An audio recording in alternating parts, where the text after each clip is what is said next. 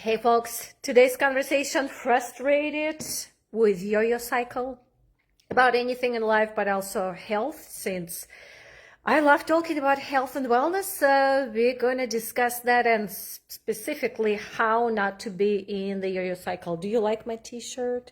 Well, it's not a t-shirt, it's a sweater.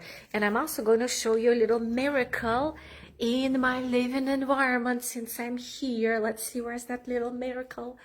Oh, look at this, right on top of the shoes. He likes to sleep next to the open window. Okay, here you go. Sometimes they remind us how to be chill out and relax. Well, stress reduction is very important.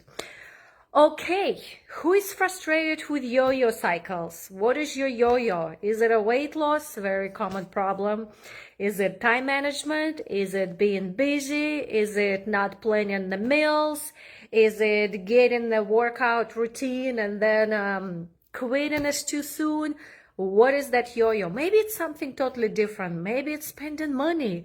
You know, it's very often that I hear a very big connection with our wellness habits and money expenses. Do you know that statistically 95% of people who get on the weight loss program gain weight 6 months later? 6 months later, we fail our goals. And in fact, it's about any goals we establish. It's incredible to me. What if, and I was starting to think, you know, different habit programs offer different things. Accountability is a big piece. Yes, finding the right support system and the people, it all works perfect. Well, it helps. But at the same time, so what if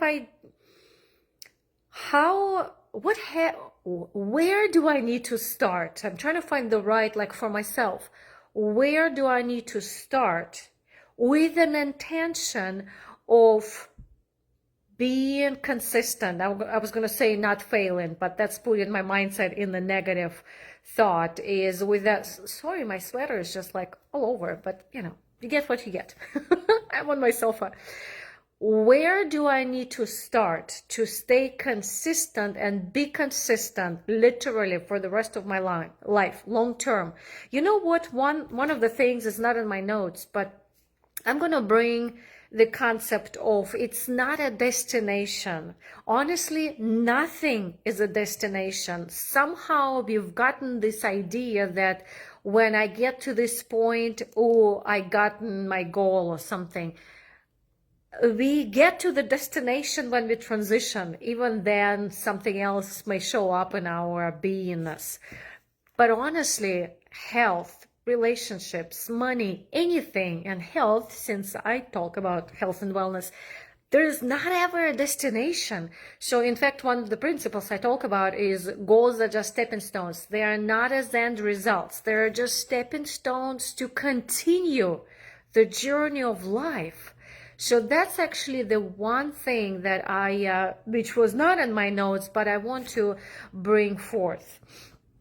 And what if we look, and I'm going to mingle around wellness. I'm going to take a couple of examples. Well, one example for movement, fitness, for those who want to work out more. And I'm going to bring one example for food, for those who want to eat better. What if we do the wrong habits?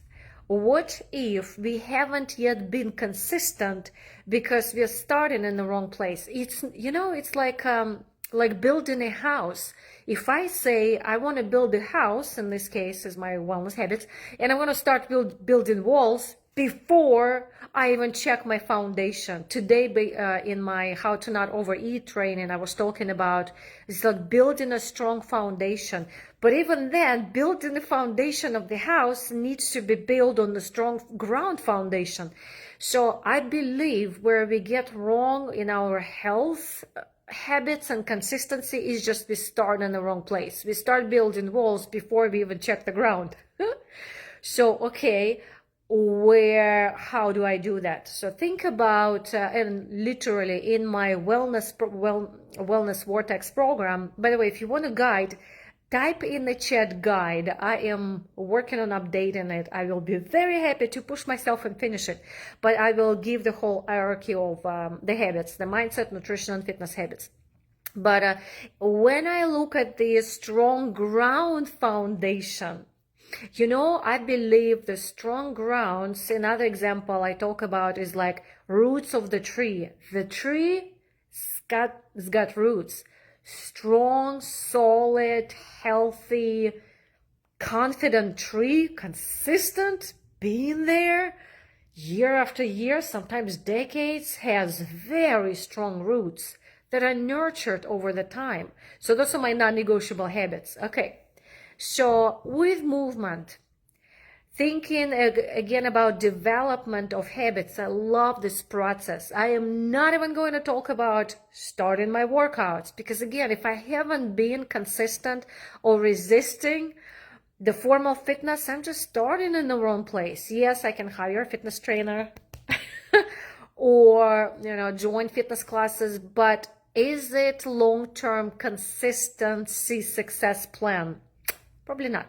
Where I want to start is gentle development of habits, from the strong foundation to formal fitness is a part of this hierarchy. So the number one is you all just moving more. In fact, at the health party today, we talk about with a chiropractor, just getting into motion of movement. And there's just so many different tricks you can have. After I turn my microwave on, I will make microwave circles around my kitchen island until microwave is done. Something like that. You have 2.5 minutes of popcorn. Do your steps. But the magic of moving more will help our body get some energy, get some just the feeling good from movement. The body is designed to move. Psychology becomes better. We get more inspired, motivated. There's so many benefits of just moving more. And then from there, we tap into postural alignment, proper posture, the formal fitness, personalizing, and fitness for life, where you literally move is part of you, who you are. But again, just moving more is to me a very strong foundational non-negotiable root. And with nutrition, and I'm going to finish there because it has to be short. Anybody still listening? I hope so. If you are, you're committed. It's a good sign. With nutrition, it's very similar. One of the very foundational non-negotiables, I talk about curiosity.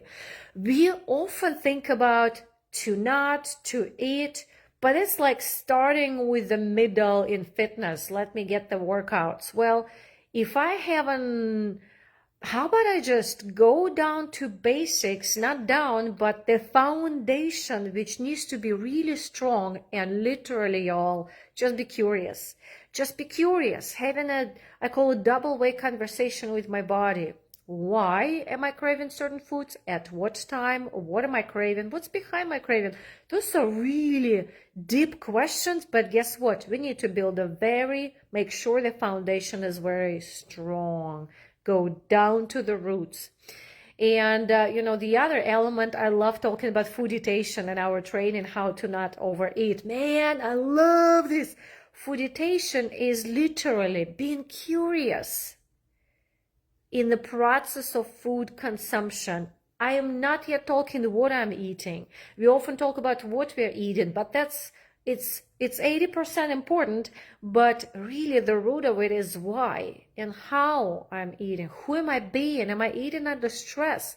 And if so, let's fooditate, focusing on the food, meditation while eating, which literally means senses. Take your time, slow down, chew thoroughly, be curious. Aren't we ever curious anymore about the foods we're eating? Like literally having an experience of food, having that curiosity of sensual joy, of taste, of temperature, of smell, of every sense that is engaged. And just take time. You know what? When we do that, the body is not going to ruminate on all the negative stuff either, the thoughts. The body is going to enjoy the process, the experience. I like this word, of food consumption. There's so much more to say, But I'm going to stop in here. So again, if you're interested in this hierarchy of habits, I think I gave an example of fitness and movement, but there's nutrition, there's a mindset piece. So we can develop those habits from the very strong foundation. And again, if nothing else, leave this message today. Your strong foundation is the habit of curiosity. So if you want the guide, type in the chat guide, and or you can also join my newsletter, coachingbynadia.com/newsletter. I'll be sending it there too. And before you go, please leave me the comment what resonated with you the most. Thanks for listening.